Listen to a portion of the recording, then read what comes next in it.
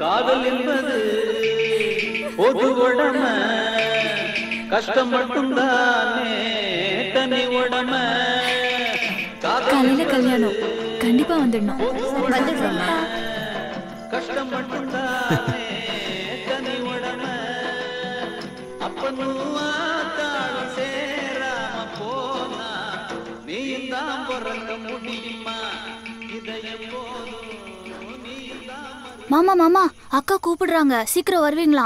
உங்க அக்கா நல்லா இருக்குமா? எங்க அக்கா இல்ல, லதா பாண்டி. எங்க?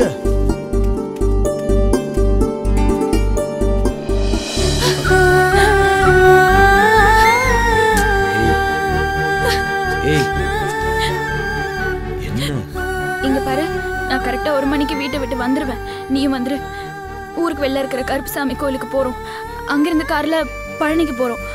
போற வழியில அப்படியே என்ன நான் பாட்டுக்கு பேசிக்கிட்டே இருக்கேன், நீ முழிக்கிற. ஓ, அப்போ நான் எங்க அப்பா பார்த்த மாப்பிளையே கல்யாணம் பண்ணிட்டு போயிருவேன். நீ எஸ்கேப் ஆயிரலாம் நினைச்சியா? கொன்னுருவேன். அப்படிலாம் இல்ல. அப்புறம் எங்க இவளை கூட்டிட்டு ஓடுனா இவ அப்பா சுட்டு கொன்னுருவாரோன்னு பயமா இருக்கா? இங்க பார், வாழ்வோ சாவோ ஒன்னாதான் வாழ்வோம், ஒன்னாதான் சாவோம். ஹே லூசு, நீ எதுக்கு சாகிறத பத்தி யோசிக்கிற? இந்த போஸ் பாண்டியை நம்பினோர் கைவிடப்படார். என்னங்க லதா பாண்டி காணோம். என்னங்க என்ன ஆச்சு? எங்க படுத்துட்டா? எங்க போனான்னு தெரியல, காணோம்.